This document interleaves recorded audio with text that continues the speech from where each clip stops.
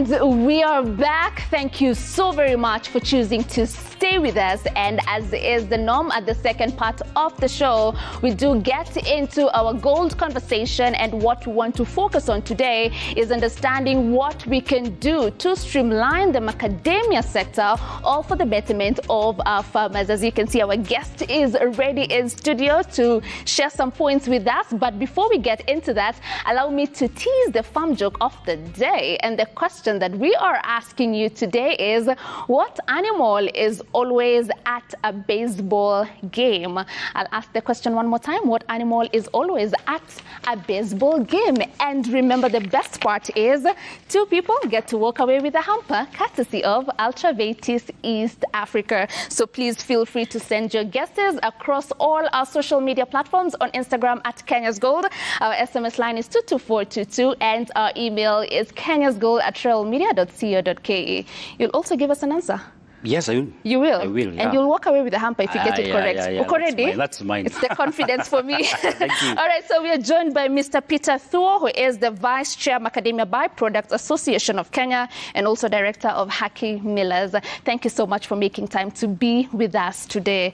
Tunataka kuongelea maswala ya macadamia sector. Okay, and, you know, just from the very beginning, it looks like every time there is a crisis in the macadamia sector over the years and even in the recent years, ile reaction ya kwanza from the government is usually lifting the ban.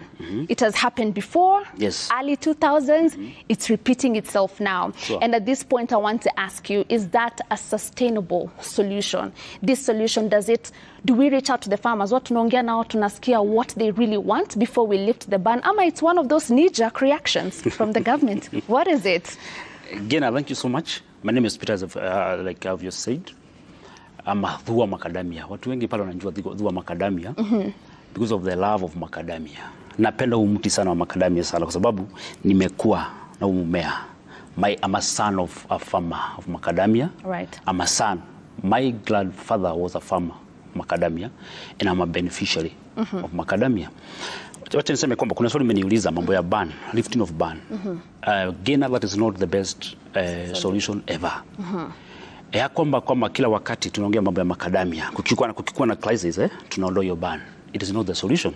We need to sit down as a farmers, as a processors, and the government. We need to sit down and come up with a solution.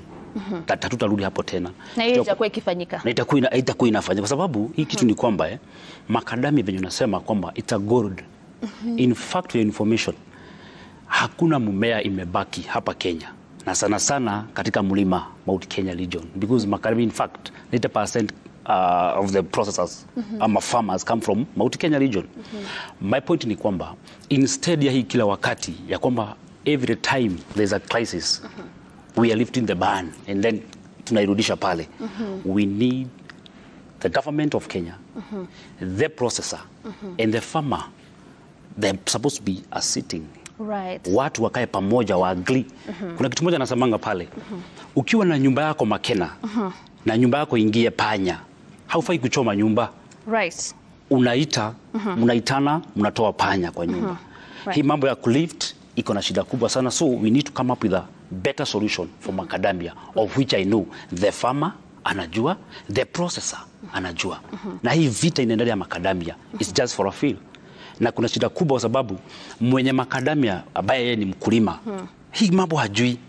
Right, and I just want to pick it up there kwa sababu when there's these conversations on lifting the ban, tukiona hizi forum, we see the people who are representing the processors. We see the people representing the exporters. We have the Magnates Association there. Tunaona watu wa WMO, they are speaking on behalf of, you know, processors and other people in the sector. I'm very curious to find out who represents our farmers. Kwa sababu hata tukisema the next solution should be sitting down with the farmers before we lift the ban, before we make decision. Let us speak to the owner of the trees.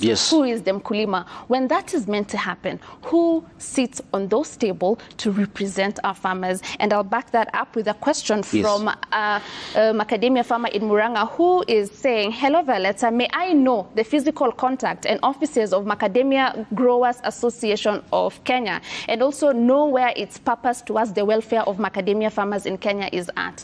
Who represents our farmers? Gena, there's a big problem because kuna watu wamejitokeza. We have cartels that are coming here saying that they are representing the farmers, of which saying that they are farmers, of which they are not a farmers. We have farmer bado wako pale nyumbani. Na huyo farmer sidhani, okay, the one thing I know is a certain association, a farmers association, Macadamia Farmers Association. There's a chairman of that, of which mimi sidhani yeye dinafaa kuongea maneno. We have a farmers there. Can farmers sit down and come up with one good farmer, so that mambo yao ikiongelelewa, wacha isiongelelewe na brokers, because the people who are talking on behalf of farmers, they are brokers. Now the problem here is, kuna swali nimeuliza hapa, ofisi ziko wapi za penye huyu mtu anapata mkulima akitaka kwenda kuongelelea masuala za kulima, anataka kwenda kupata usaidizi as a farmer, where do they go? Now, kitu moja najua ni kwamba Gena, hakuna ofisi kama hiyo, na kama iko, it is not the right office, because now look here, the process. Me, I'm not a processor of macadamia. So I'm supporting I am a byproduct buyer. I buy products from the processors. Ile kitu yote amefanya, wakifanya maneno yote, there is a macadamia shells here. There's an insect damaged. That is those nuts that are not good for an export. Hizo ndizo huwa nadili nazo. Now there's this question umeuliza, the processors where wamekaribia sana mkulima. Na tunaona kwenye kila mahali popote naendanga pale, this company, because I deal with those companies, I knock door to the offices. Wanapanda mimea, they have nurseries, macadamia nurseries, and they have farmers of which they train them kila wakati. This is the macadamia tree, inafaa kupandwa namna hii, iko namna hii, inafaa kuna namna hii, na hii ndio soko. So ile kitu naonanga inakuanga ni kwamba the macadamia processors and the farmers, it's like wamesikana, because now you train them, you give them seedlings to plant, then you promise them that there's a market for your nuts.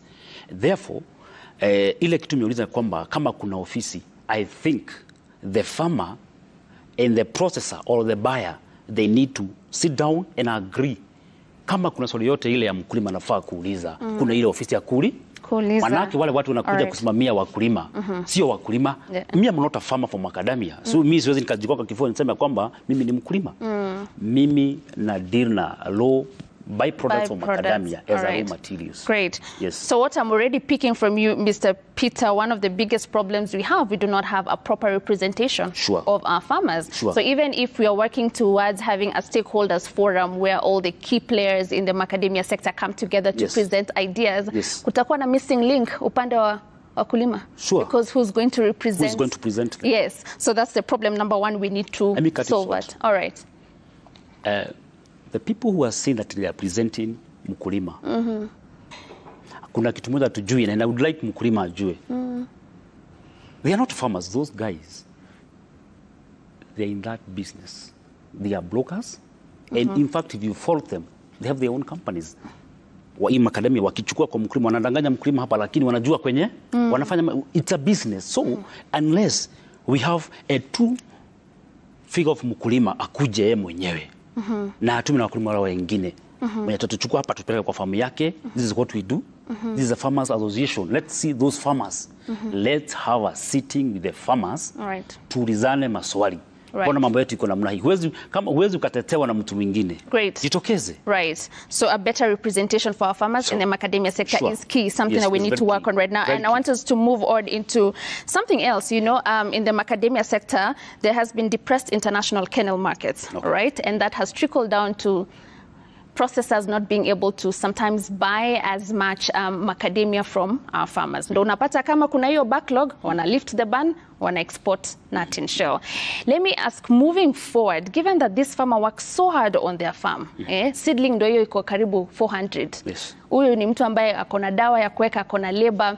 Moving forward, should we have a guaranteed minimum, return that these processors need to buy this macadamia nut from our farmers, regardless of what is really happening in the market? Because kama anytime they're not able to buy this macadamia from our farmers, bani nafunguliwa, then tunapeleka. So what do we do about those prices? Mkulima bado anateseka. Yes, first of all, it's good first of all to understand. Mkulima anafaa pia elewe macadamia inafanya kazi namna gani. Right. First of all, there's a problem. Ninasema kwamba kuna problem kidogo. Mimi am not a processor. Na siwatetei. But now kuna kitu inafaa kuwa pale. For instance, that there was a ban that imeriftiwa. Right. That ban, it's good to kumulizana maswali. Ilitoka wapi? Nini haswa ilifanya macadamia? Because mimi nimekuwa nikijua macadamia. Even last year ilikuwa inatoka 120. There's something happened. There's something happened. Ikaanguka up to 20 bob. Not even 20 bob, Gena. It went down to 10 bob. Na hiyo 10 bob, hakuna mtu ako willing. There's no any processors who is willing to buy the macadamia. Why? That's the question. Inafaa kuulizanwa. The government inafaa kuuliza. Processor anafaa kuwa pana mkulima. Kwa sababu kuna shida ilitokea. For instance, nilisikia kwamba kuna shida ilikuwa the COVID-19 ilichangia sana. Yes, The COVID-19 ilichangia sana kuharibu soko. Na tunajua macadamia zile kuna nchi 3 zinakuza macadamia. Australia is the one who is leading, South Africa and Kenya. Now when the COVID-19 came, macadamia nuts mtu anakula kama snacks. It is not si lazima ukule kama chakula, si chakula. It's nuts. Unakula kama nini? Peanuts ama nuts ama ni hizo vitu snacks Na wakati mambo ilikuja ya COVID-19, safari ikafungwa, mambo ika happen, shut down ikakuwa pale, exportation of macadamia ileta shida. Right. Na wakati ileta shida ni kwamba macadamia sasa sikakuwa hapa. Na wacha nikwambie kitu moja, na ni vizuri sana pia wa serikali waangalie. Na pia wakulima waambiwe vizuri. I like the way kahawa hiyo deal ya kahawa inaendeleanga. Unapata mkulima kwamba anavuna majani chai yake, anapeleka hapo. Kisesa tunaitanga kiseseni Kikuyu Inaitwaje? Kiseseni. Ama mahali wanapeleka kahawa majani chai yao inachukuliwa hapo. Right. Na hizo vitu ni za government. Australia na South Africa wametengenezwa cold rooms. Kuna mahali mkifuna macadamia yenu mnapeleka mahali for reservation. As farmers. Individual farmers or also farmers in individuals. So mimi nazamka na kilo zangu 20 unapeleka pale, nipeleke. Inawekwa. And actually the problem yenye happen ni kwamba kitu moja happen ni kwamba those two countries, South Africa na Australia, wao teknolojia yao iko juu kuliko yetu. Na hao watu wanameangalia ukulima na njia mzuri sana. They were able to put more stocks. Hata kama hakuna soko walikuwa na stock, wanaweka stock. Sasa sisi na Kenya hatuna njia mzuri ya kujipa. Hatujajipanga vizuri. Hakuna, I would like whereby the farmer, the Minister of Agriculture, ama the government itself, in the processes, the serikali empower mkulima. Tukue na mahali whereby hiyo macadamia inaweza wekwa. Hata kama kuna shida, hiyo shida haitaishi milele. Stored, yes. It's stored there. Right. By the way, what happened is, in 2023, wakati inchi ilifunguliwa yote in the whole world, processors wa Kenya walikimbia pande ile kuangalia soko zao. Wakaenda pale wakapata macadamia imefrad kwa market. Wakati walipata imefrad, juu South Africa imeachilia yake, Australia na walikuwa lakini sisi our processors juu hawajapata support mzuri, walifunga kampuni wakaenda nyumbani. Right. So wakati wanarudi kwenda pale wanapata kwamba soko imeharibika tayari. So ikakuwa ni ile wakaanza ile mpango ya kuamsha soko pole kujaribu kuangalia juu kusema ukweli huwezi uza kitu hasara. Mimi kuna kitu moja na support the processors. Huwezi nunua kitu uende kuuza hasara. Hawakuwa na soko, that's kitu ya kwanza, maana pale iliharibika. So ile kitu ilifanyika, and I think it was wisdom na serikali ilifanya, lazima ingelift ile ban. Sababu ili wapate just a temporary solution, macadamia uswe. Then from there kungekuwa na mpango ingine. Even before the lifting of the ban, the processors waitwe, mkulima haitwe, and the government na wale watu walikuwa napanga maneno ya kulift the ban, of which it was the best solution. Waseme the manufacturer waulizwe, mbona hamnunui macadamia? What is happening? Waseme sisi hatuna soko kwa sasa kwa sababu ya hii. Lakini kwa sasa mambo iko sawa. Wacha nikwambie kitu moja. Sahi as we speak, because mimi kama if the processors are not processing, hata mimi ninalala njaa. Wewe una byproduct. Mimi sina byproduct. Yote imeenda mpaka. Na byproduct wote nikwambie kitu kwa kwanza. Wewe kwanza una kitu. Hiyo byproduct Wacha nikwambie kitu moja na haujui. Tell me. Hii vita tunapigana na macadamia. Si vile tunaiona. Mimi naamka siku moja napata kuna mtu anasema sijui tupeleke ikiwa in shell. Wengine processing. Wacha nikwambie. Hata nahurumia processors. Hii nchi wacha nikwambie. What processors wanapeleka ng'ambo. It is 15% for information. The export. Right. The quality nuts. The quality nuts. Ya kwenda ng'ambo, it is only 15%. 15%. We need to ask ourselves, na farmers wajiulize, the 85% inaenda wapi? Wacha nikwambie kitu moja hujui. Right. Macadamia nuts, ukikausha, fanya hiyo process yote, that is shells, is a byproduct. Yes. Unaona hapa. Hiyo shells inakuanga 70%. Unaona? Unafaa kujiuliza, hii 75% hatuoni kimoko kwa barabara inaenda wapi? And that's where it's hit most. Kwa sababu hii byproduct, it's a raw material to other companies. For instance. Right. For instance, that is those companies, we know them.